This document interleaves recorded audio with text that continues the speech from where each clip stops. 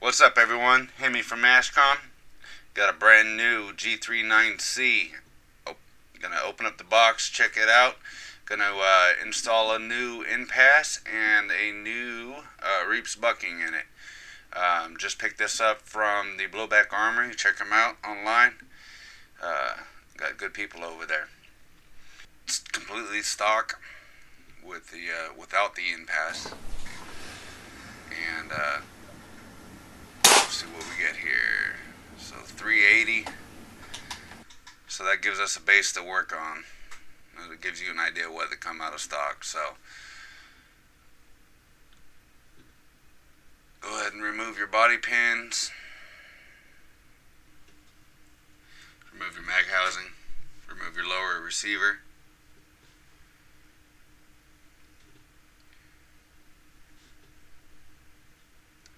I'm going to go ahead and remove the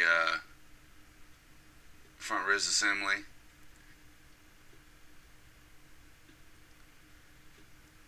Remove your return spring.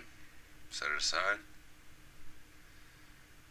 Remove your bolt carrier. Next step is going to be removing the outer barrel assembly. Take a screwdriver, left turn lefty-loosey on the castle nut there. From the factory, they put a little bit of looks like silicone or something like that. It's not so much a Loctite, but it's something to hold everything together a little bit tighter than normal. You don't really need that. So it will take a little more pressure than what it feels it should. Alright, slide off the outer barrel assembly. Then you can slide back in the inner barrel and hop-up assembly. Alright, so back to the NPAS. There is a one pin on the back side of the bolt carrier. Go ahead and punch through. You want to punch on the beveled side. There is two Phillips screws, real small, right next to the nozzle, and those are the nozzle guide screws. From the factory, those were really loose, and if those come loose, you're either going to strip threads, or your gun's going to jam, or you're going to lose parts. So for anybody getting a new one of these, whether you're doing an NPAS or not, definitely a good point to check between games, brand new, whatever. So pull those screws out, and then it's going to take a little bit of pressure to pop the nozzle guides out. Try not to lose them. And that will release your nozzle from the bolt carrier.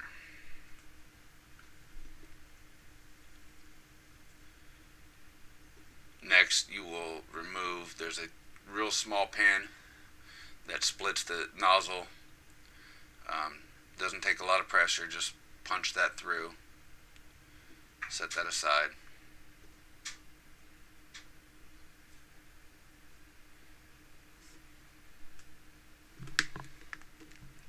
There's the spring and everything there. So now I will grab the new Tech NPAS, which is a must-have, I believe, in any gas blowback rifle. Spring side first. Make sure it's seated in correctly. Doesn't hurt to double check everything. When you put the two nozzle pieces back together, make sure the alignment tooth is in position. It can only go one way. Now on the return spring, nozzle return spring pin, you do not want to force it. It will go smooth if you're doing it right. If you force it with anything too much, it will push outside of the nozzle and deform the guide slots on the nozzle itself. Okay, put your bolt carrier vertical. The easiest way I found to do this. Align the spring up in the direction of the pin and the orientation of the pin. Push the pin back in. Make sure you have connection with the spring and the pin.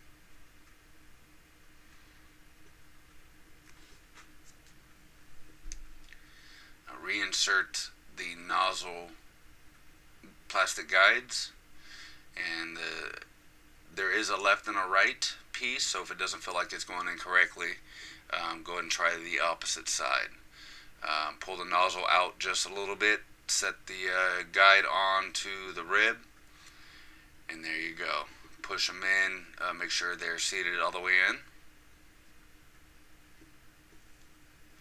I use a little bit of Loctite on these. A lot of vibration on the bolt.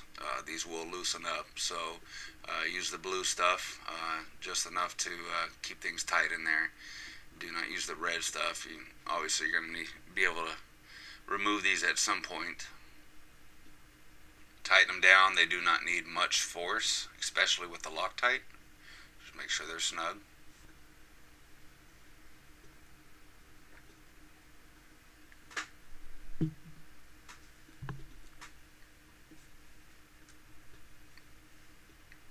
Make sure your nozzle return spring pin is all the way seated in and not protruding out in any way. Alright, everything checks out. Spring's good, guides are good. I'll throw a little lube on the nozzle ribs. That's one of the maintenance points on the nozzle. Alright, so now we're going to move to the Hopup bucking. There is one Phillips screw on the outer one Allen screw on the outer casing. Do not take it out, just loosen it up.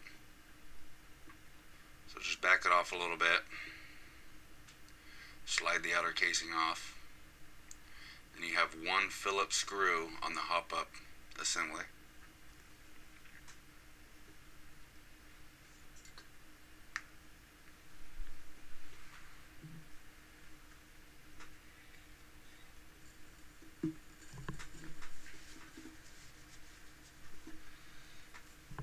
The dial,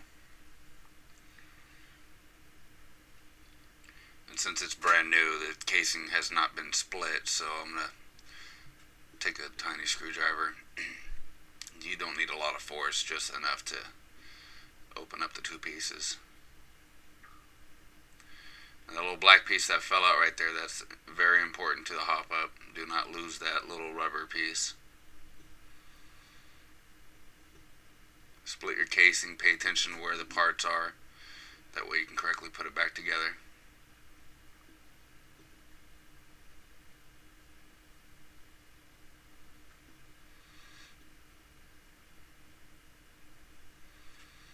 Alright, so now I'm going to swap with the Reaps bucking. Got the new bucking on.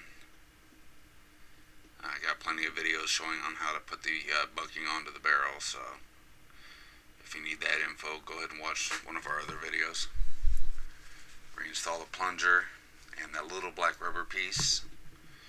It would only go in one way. Make sure your barrel lines up with the two horizontal grooves in the barrel.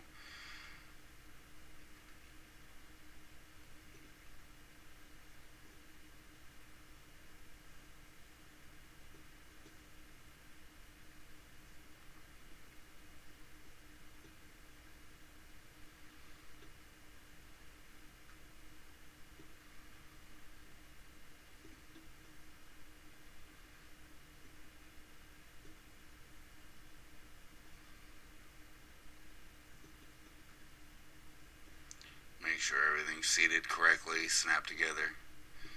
Make sure you don't have any gaps in the two pieces of the Hopup. Go ahead and reinstall the Phillips screw. I don't tighten it all the way yet. I make sure I get the other pieces on first, and then I'll tighten it up. Reinsert the dial. Make sure that the groove in the dial is on to the plunger, the Hopup plunger itself. Otherwise it will not work. It will just bind up.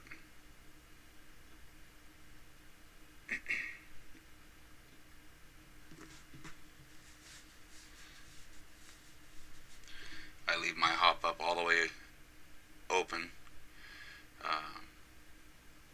to start my adjustments afterwards. Now I go ahead and tighten up the screw. Slide the outer casing on. It will only go on one way. Tighten up your set screw.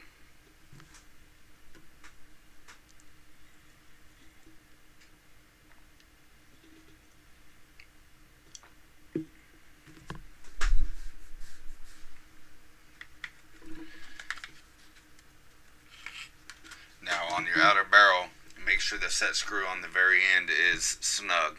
If that is loose, your barrel will fall off and just slide right off the front of the gun.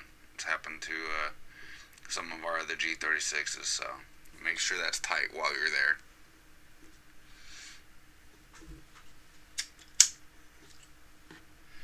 Go ahead and reinsert the inner barrel and hop-up assembly.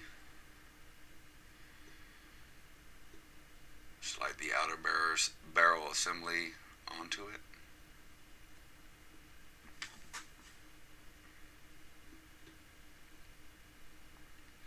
Now that castle nut has an O-ring inside of it. You need to use Loctite or silicone or anything like that to try to keep it tight. Snug it down with the screwdriver, righty-tighty.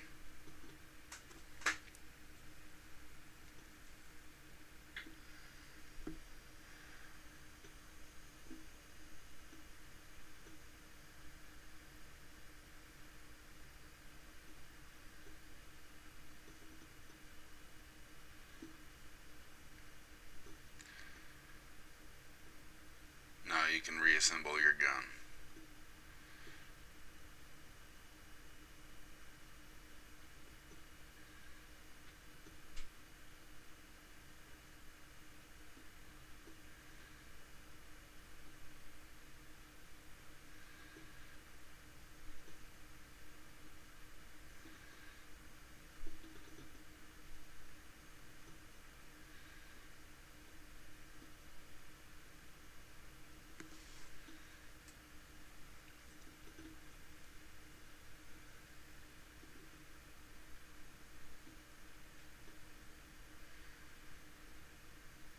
Insert your lower receiver.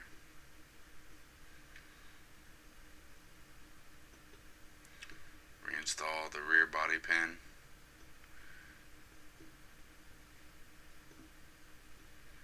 Like I said, these pins were really tight from coming from the factory.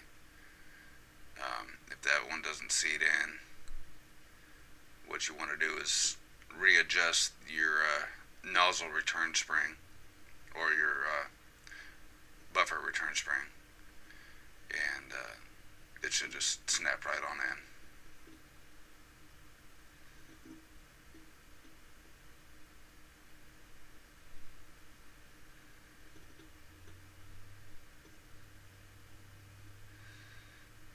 You can look in the hole and line it up visually, and then the pin should go right on in.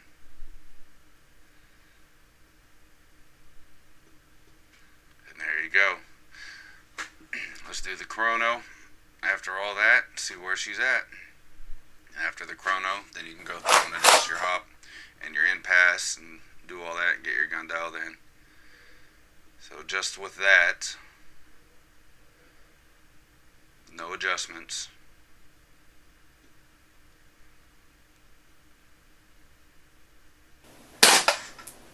It's a 420. 415 to 420. Looks good, pretty close. So minor adjustment on the NPAS.